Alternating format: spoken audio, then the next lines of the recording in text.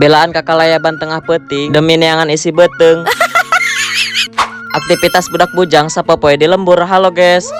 Nah jadikan berhubung orang teh bisa hees ditambah beteng kukurucukan wae. Jadi ayeuna teh arek neangan dahareun ka jalan raya Leuwi Liang. Tadi nama arek dahar di imah, tapi hayang sekalian neangan angin we ieu mah kaluar ge. Bari nenangkeun pikiran anu keur bebeledagan. Ari katempo nama kos anu teu boga beban pikiran heueuh nya. Padahal mah keur adu panco jeung sirah.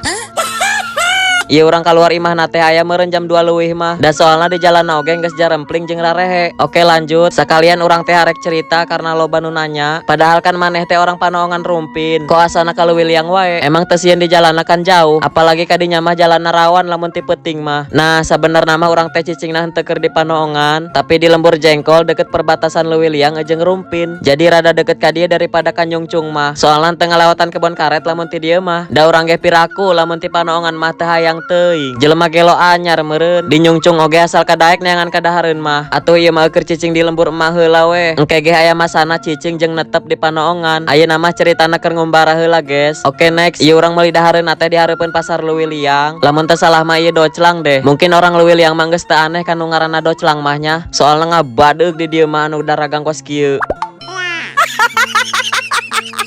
Tapi asana di Nyungcung macan pernah manggih seumur umur. Apa emang teu nyarahuan kitu nya kana doclang. Tapi orang oge nyahona karak di dieu sih. Ari bentuk nama semacam kupat jeung lontong di bumbu kacang. Tapi ari doclang mah di pakean tahu. Mungkin tina bumbu kacangna rada beda saeutik. Nah ieu urang geus beres daharna. Mungkin sakitu heula videona. Oke bye bye. See you next vlog.